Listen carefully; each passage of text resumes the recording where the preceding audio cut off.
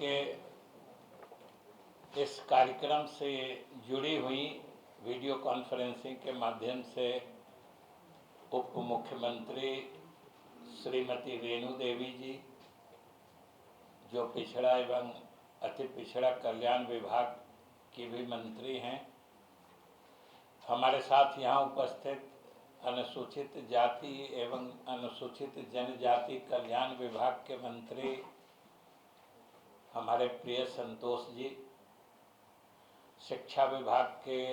अपर मुख्य सचिव श्री संजय कुमार जी, इस कार्यक्रम में उपस्थित पिछड़ा एवं अति पिछड़ा कल्याण विभाग के सचिव श्री पंकज जी, हमारे शिक्षा विभाग के सचिव श्री असंगवा जी, इस कार्यक्रम के संयोजक निदेशक माध्यमिक शिक्षा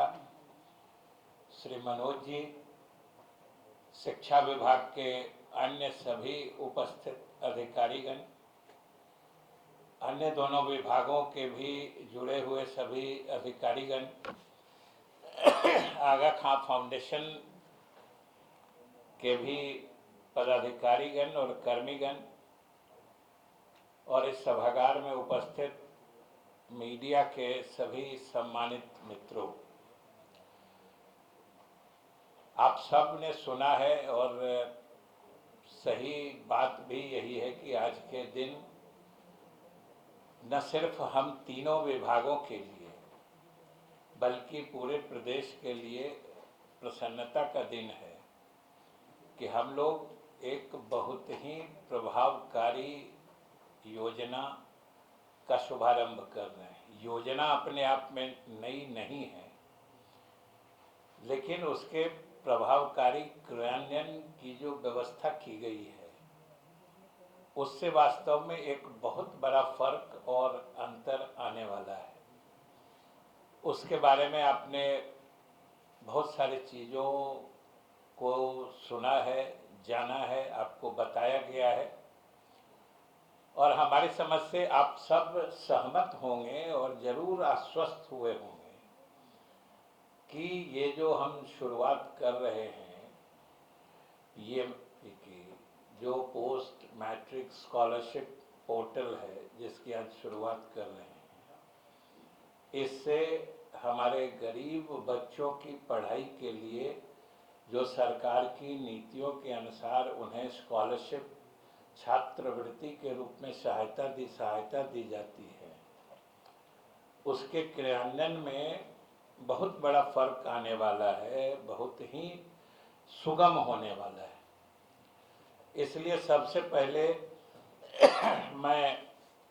अपने विभाग के अधिकारियों का, जो संजय जी श्री अपर मुख्य सचिव श्री संजय जी के नेतृत्व में इनकी पूरी टीम लगी है, और दोनों विभाग, पिछड़ा अति पिछड़ा कल्याण विभाग और अनुसूचित जाति जनजाति कल्याण विभाग के सभी अधिकारीगण, और इनके साथ मिलकर विशेष रूप से NIC को, जिन्होंने इस सॉफ्टवेयर या इस पोर्टल को तैयार किया है, उनको मैं बधाई देता हूँ, धन्यवाद देता हूँ और शुभकामनाएं भी देता हूँ कि उन्होंने ये एक बड़ा ही महत्वपूर्ण काम किया है। ये योजना कितनी लाभकारी है, ये कहने की ज़रूरत मैं नहीं समझता हूँ। आप सब जानते हैं कि दशकों से न जाने इस प्रदेश के कितने लाखों छात्र इससे लाभान्वित होकर अपने ज़िंदगी के सफ़र में कई सारी उपलब्धियां हासिल की हैं, कई सारे मुकाम तय किए हैं,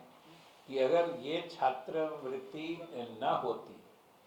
तो हो सकता है कि उसमें बहुत सारे इतने गरीब परिवार के बच्चे होते हैं जो उस मुकाम या उस मंजिल तक नहीं पहुंच पाते। तो ये विशेष रूप से योजना जो समाज के गरीब या वंचित परिवार से आते हैं और पढ़ाई में रुचि रखने वाले होते हैं, जो आगे बढ़ना चाहते हैं, ये उनकी मदद के लिए ये एक कार्यक्रम है। और अभी आप सबको बताया गया है कि जो दो मुख्य विभाग अभी यहाँ पर शिक्षा विभाग के अलावा उपस्थित हैं कि अनुसूचित जाति एवं जनजाति कल्याण विभाग और पिछड़ा एवं अति पिछड़ा कल्याण विभाग, मूल रूप से ये योजना इन्हीं दोनों विभाग की है। और सही बात यह है कि 2017-18 तक इन योजनाओं का क्रियान्वयन और संचालन भी इन्हीं दोनों विभागों द्वारा किया जा रहा था, लेकिन इसमें कुछ ऐसे डिस्क्रिपेंसी थे या फिर लागू करने में जो दिक्कतें महसूस हो रही थी, क्योंकि बच्चे आखिर पढ़ते हैं, उत्तीर्ण होते हैं, फिर अलग अलग शिक्षण संस्थाओं में नामांकित होते हैं, उन सब चीज़ों का लेखा जोखा शिक्षा विभाग के पास रहता है। और ये कल्याणकारी योजना इन दो अलग अलग विभागों द्वारा चलाई जा रही थी, तो इसमें कभी कभी समन्वय के अभाव में हमारे बच्चे सही समय पर लाभ लेने से वंचित रह जाते थे। इसलिए ये माननीय मुख्यमंत्री श्री नीतीश कुमार जी की विशेष सोच बनी कि इन तीनों विभागों के कोऑर्डिनेशन से इस योजना का क्रियान्वयन होना चाहिए, जिससे कि प्रभावकारी ढंग से इसका लाभ बच्चों को सही समय पर मिल सके। और इसी के तहत ये दोनों विभाग की योजना को क्रियान्वित करने के लिए शिक्षा विभाग एक तरह से नोडल विभाग के रूप में जोड़ा गया और शिक्षा विभाग ने एनआईसी के माध्यम से ये पोर्टल बनवाया, जिसकी लॉन्चिंग आज हम सब लोग मिलकर कर रहे हैं। इसलिए मैं विशेष रूप से तीनों विभाग के अधिकारियों का और खासकर एनआईसी का, जिनके सतत प्रयास से आज का यह दिन सफल हो पाया है, मैं बधाई देता हूँ और शुभकामनाएं देता हूँ। इस योजना का लाभ, जैसा कि बताया गया, हमारे बच्चे सही समय से ले पाएँ, इसके लिए अलग अलग तरीके से प्रयास किए गए। पहले जो नेशनल स्कॉलरशिप पोर्टल होता था NSP, उसमें अभी शैलेश जी एनआईसी की तरफ से बता रहे थे, उसकी प्रक्रियाएं जो निर्धारित थी उसके कारण काफ़ी विलम्ब हो जाता था। अब जैसे इन्होंने बताया कि जो 3 तरह के प्रमाण पत्र जो आवश्यक रूप से मांगे जाते हैं, चाहे जाति प्रमाण पत्र हो, आय प्रमाण पत्र हो, आवासीय प्रमाण पत्र हो, अब इन सब की अगर जांच करनी है, वेरिफिकेशन करना है, तो वो एप्लीकेशन तो ऑनलाइन लिए जाते थे या पोर्टल पर तो छात्र अपना रजिस्ट्रेशन या पंजीयन ऑनलाइन कराते थे, लेकिन सबकी जांच ऑफलाइन तरीके से होती थी और वो काफ़ी मतलब टाइम टेकिंग होता था, टाइम कंज्यूमिंग होता था, जिससे समय पर वो सारी प्रक्रिया पूरी करने में दिक्कत होती थी। और चूँकि वो पोर्टल भारत सरकार के द्वारा निर्मित और संचालित थी, तो उस पोर्टल पर ये भी एक रेस्ट्रिक्शन, बंधेज या प्रतिबंध था कि अगर समय से आपने सारे जो पिछले साल के आपको अलॉटमेंट हैं वो सब, उसका जो यूटिलाइजेशन उपयोगिता प्रमाण पत्र है या सारे जो एप्लीकेशंस हैं उनको एग्जॉस्ट कराने का, कि सारी सूचना अगर आप उसमें नहीं डाल सके तो फिर अगले साल का एप्लीकेशन ही या रजिस्ट्रेशन ही नहीं एक्सेप्ट होता था। इसके कारण इतनी परेशानी बढ़ने लगी कि हमारे बच्चे परेशान होने लगे।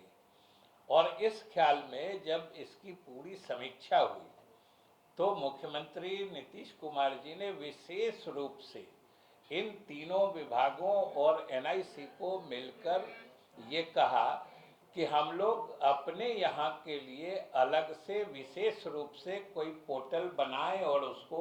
लॉन्च करें। तो ये एक स्टेट स्पेसिफिक जो बिहार के लिए बनाया गया है, बिहार के हिसाब से, बिहार की परिस्थितियों के हिसाब से इसका डिज़ाइन किया गया है। ये इसलिए ये ज़्यादा कारगर होगा। और इसमें जो हमारा शिक्षा विभाग के अपर मुख्य सचिव हैं, इनकी पहल विशेष रंग लाई है कि इन्होंने एनआईसी जो भारत सरकार की संस्था है और मुख्यालय दिल्ली में है, उनका पोर्टल था और उससे अलग होके स्टेट स्पेसिफिक अपना पोर्टल बनाना था।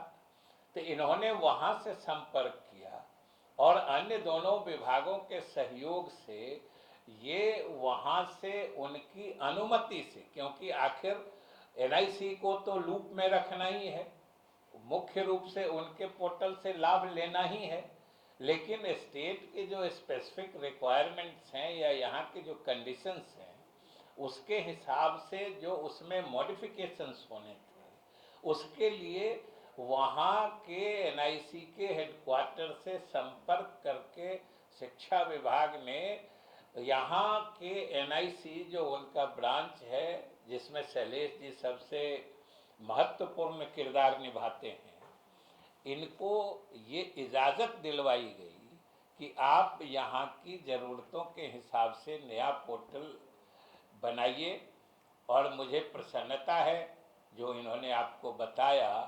कि हर तरीके से जिन जिन कारणों से बच्चों को समय पर छात्रवृत्ति की राशि जो डीबीटी के माध्यम से दी जाती है वो मिलने में कठिनाई होती थी, उन सब परेशानियों को, कठिनाइयों को फैक्टर इन करते हुए कि उनका कैसे समय रहते समाधान हो जाएगा, ये पोर्टल बनाया गया है। और आप सोचिए कि कितना, मैंने हमने तो जो देखा है और जाना है, जो मुझे बताया गया है, अभी इस पोर्टल के माध्यम से डिस्पोजल का मैक्सिमम टाइम 1 महीने का दिया गया है कि आवेदन प्राप्त करने की अंतिम तिथि जो होगी, जब आवेदन हमारे बच्चे इस पोर्टल पर रजिस्ट्रेशन कर लेंगे और सारे सर्टिफिकेट्स लगा देंगे, 1 महीने के अंदर सभी चीज़ों की जांच पड़ताल करके हमारे तीनों विभागों की समेकित रूप से ये कोशिश होगी कि एनआईसी के माध्यम से उन बच्चों के खातों में पैसे समय से पहुंच जाए। ये सोच के देखिए कितना बड़ा परिवर्तन लाने वाली चीज़ है। और कारण भी है, विशेषता इस पोर्टल की है, इस सिस्टम की है, इस प्रणाली की है कि इसमें कुछ इनबिल्ट ऐसे मतलब इम्प्रोवाइज सिस्टम्स डाले गए हैं जिससे सब कुछ आसान हो जाएगा। अब जो आय प्रमाण पत्र था, जो कास्ट आवासीय प्रमाण पत्र था, जाति प्रमाण पत्र था, जिसका ऑफलाइन वेरिफिकेशन में कितना समय न जाने लगता था, वो सब प्रक्रिया अगर ऑनलाइन हो जाती है तो समझ लीजिए कितनी सहूलियत होगी। और यही सब तो खासियत है डेवलप्ड आईटी का। तो उन सब चीज़ों को लेके और सबसे अंतिम लाभ जो हमारे गरीब परिवार के बच्चे हैं उनको कारगर ढंग से पहुंचाने के लिए ये प्रणाली बहुत ही समझिए कि ज़बरदस्त काम करने वाली। अभी समझिए हम लोग 3 साल पीछे हैं, क्या हालत उन बच्चों की हो रही होगी, परेशानी। जो दाखिला ले लिया है जिन्होंने उच्च कक्षाओं में, लेकिन पैसे जो समय पे मिलने चाहिए नहीं मिल पा रहे हैं। और मुझे खुशी है कि जैसा कि शैलेश जी ने आपको बताया है कि इसके लॉन्च होते ही हम 2 से 3 जो पिछला हमारा बैकलॉग है 18-19 का तो हम लोगों ने पूरा किया है, फिर 19, 20, 21, 22 ये सब का एक साथ हम लोग एप्लीकेशन या रजिस्ट्रेशन इस पोर्टल पे करा के उनका प्रोसेसिंग कर पाएंगे और जो भी बैकलॉग है उस सब को हम लोग जल्दी से जल्दी क्लियर कर देंगे। इससे बहुत बड़ी सहूलियत हमारे गरीब घर के छात्रों को होगी, जिसकी बहुत आवश्यकता थी। और अनावश्यक सरकार की इच्छा है और सरकार की नीति है कि हम बच्चे जो वंचित या गरीब परिवार से आते हैं उनको पढ़ के आगे बढ़ने में मदद करेंगे। सरकार ने पैसे का प्रावधान करके रखा है, सिर्फ प्रक्रियात्मक दोष या प्रक्रियात्मक विलंब के वजह से हमारे बच्चों को लाभ नहीं मिल पाता था। ये सही मायने में बहुत ही दुखद स्थिति थी, जिससे बाहर निकलने का यह प्रयास है, ये सराहनीय ही नहीं प्रशंसनीय है। और हम समझते हैं कि जरूर इसका अनुसरण, हम तो जब देख समझ रहे थे तो हमने शैलेश जी से ये भी पूछा कि ये जब इतना आप जिसको सिस्टेमिक इम्प्रूवमेंट कहते हैं, प्रणालीगत सुधार कर रहे हैं, तो ये तो दूसरे लोग भी आपको का अनुसरण करेंगे, ये तो ट्रेंड सेटर हो जाएगा। ये तो भारत सरकार का भी जो एनएसपी उनका जो पोर्टल है, जो दिन रात परेशानी पैदा कर रहा था, अगर बिहार सरकार आपका हम लोगों का पोर्टल अगर इफेक्टिवली काम करने लगेगा, जो मुझे पूरा भरोसा है कि करेगा, क्योंकि जितने ईमानदारी से हमारे तीनों विभाग के अधिकारियों ने और एनआईसी के अधिकारियों ने मिल के जितनी ईमानदारी से, लगन से, तन्मयता से इस पोर्टल को बनाया है कि जरूर यह असरदार होगा। और इससे प्रभावित होकर दूसरे प्रदेश भी, खाली दूसरे प्रदेश ही नहीं, हमको तो लगता है कि जो एनआईसी का हेडक्वार्टर है उनका जो भी है एनएसपी 20 हो, अब 20 से वो 30 पर जाने को बाध्य हो जाएंगे। ये आपके सक्सेस का ये नतीजा निकलने वाला है। और भी खासियत है बिहार सरकार के योजनाओं या जो प्रक्रियात्मक चीज़ें तय की गई हैं। हमें तो सोचना है कि कई प्रदेशों में ये रजिस्ट्रेशन से लेके उनको जो स्कॉलरशिप जो फाइनली डीबीटी से डिसबर्स होता है, इसके लिए कुछ शुल्क भी वो लोग चार्ज करते हैं। मध्य प्रदेश में अन्य जगहों पर कुछ न कुछ शुल्क लेते हैं, हम लोग तो कोई शुल्क नहीं लेते हैं। अब आप समझिए कि जब उनकी गरीबी, गुर्बत, कमजोरी देख के मदद करने के लिए सरकार ये कर रही है, तो सरकार तो कल्याणकारी होती है। दूसरे प्रदेशों में इसके लिए शुल्क लिया जाता है। बिहार ऐसा प्रदेश है जहाँ ये सब चीज़ नहीं होता है, जो हम गरीब से कोई शुल्क नहीं लेते हैं। इसलिए हम लोग सही माने में, और ये स्कीम, यह योजना जो है वैसे तो दशकों से चल रही थी, लेकिन अभी आपको हमारे बता रहे थे अधिकारी पंकज जी कि धीरे धीरे इस तरह की योजनाओं में राज्य सरकार की हिस्सेदारी लगातार बढ़ रही है। और ये दर्शाता है कि राज्य सरकार कितनी कमिटेड है गरीबों के प्रति न्याय करने में, कि कहाँ शून्य से शुरू हुआ और आज हम लोग 40 से 75% तक पहुँच गए धीरे धीरे। अब 75% बिहार सरकार की तरफ से राशि मुहैया कराई जाती है। ये संकल्प होता है किसी सरकार का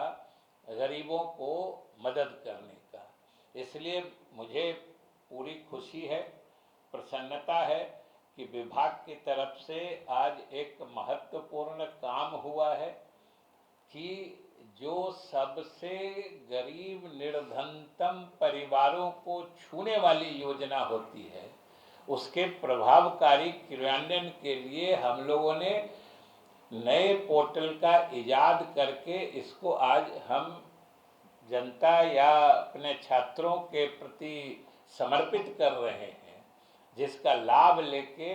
वो समय पर सरकारी मदद हासिल कर सकते हैं। इसलिए मुझे प्रसन्नता है और मैं सब इससे जुड़े लोगों को धन्यवाद देता हूं और बधाई देता हूं। साथ ही यही मेरी शुभकामना है कि आने वाले समय में, जैसा कि हमने कहा, कि न सिर्फ यह पोर्टल सफल हो, बल्कि सफलता का वह मुकाम यह हासिल करे कि दूसरे लोग भी इसका अनुकरण और अनुसरण करने के लिए बाध्य हो जाए। इसकी सफलता उस किस्म की हो, इसकी मैं शुभकामनाएं देता हूँ। दूसरा भी जो आज आगा खां फाउंडेशन के साथ हम लोगों का MOU हस्ताक्षरित हुआ है, जो आपके सामने अभी आपने देखा है, वो भी एक महत्वपूर्ण योजना है। आगा खां फाउंडेशन के बारे में हम नहीं समझते हैं किसी को बताने की ज़रूरत है, और इनके फाउंडेशन का जो ऑब्जेक्टिव है, जो लक्ष्य है, या जिसके लिए ये स्वेच्छा से वॉलंटरली जो काम करते हैं, वो कहीं न कहीं सरकार की भी जो नीतियां हैं, जो कार्यक्रम है, उसके साथ मेल खाती हैं, कन्वर्ज करती हैं। मैं इनके कागजात अभी देख रहा था, तो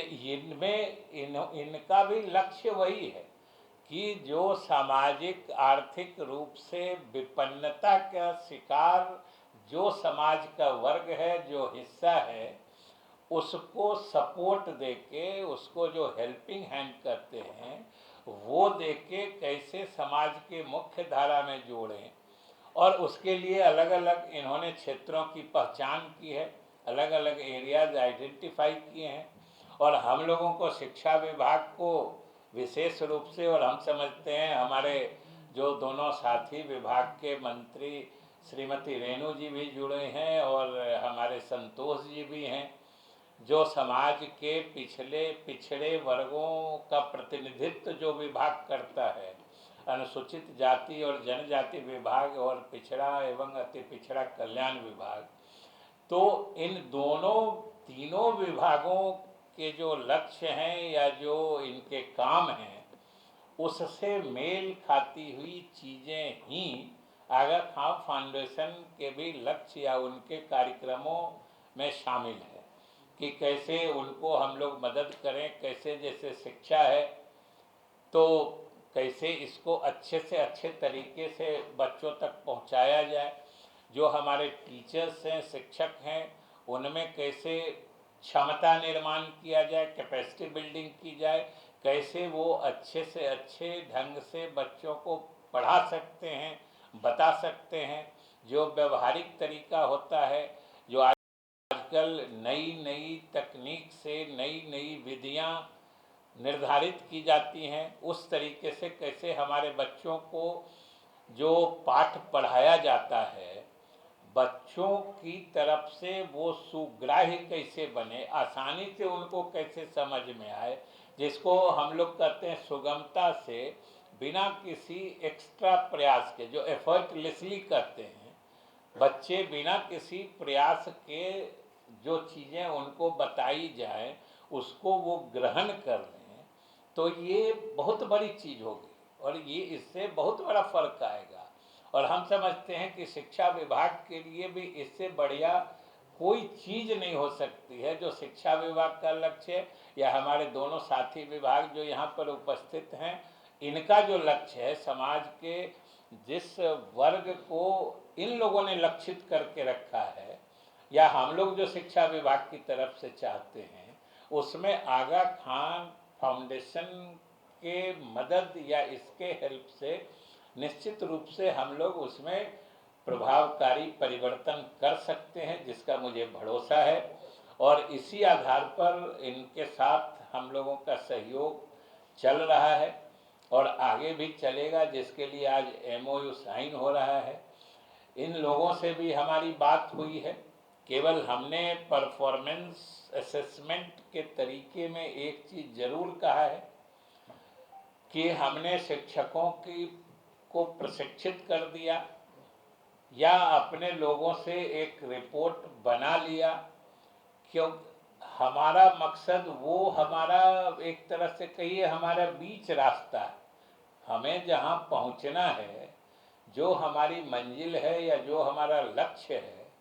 ये सिर्फ उसका एक पड़ाव है। जहाँ से बढ़ के हमको जाना है कि हम शिक्षकों को अच्छे ढंग से प्रशिक्षित कर दें, स्कूल में अच्छे अच्छे इंफ्रास्ट्रक्चर आधारभूत संरचनाओं से लेकर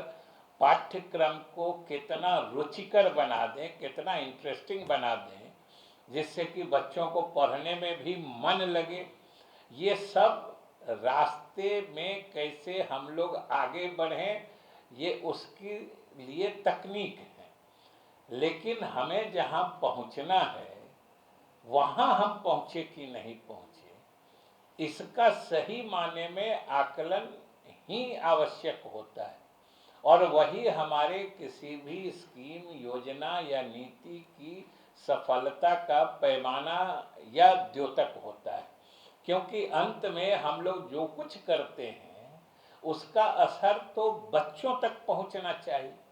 हम शिक्षकों को प्रशिक्षित करते हैं, बच्चों में ज्ञान डालने के लिए कुछ इंटरेस्टिंग किट बनाते हैं या जो भी कुछ करते हैं, लक्ष्य तो हमारे बच्चे हैं।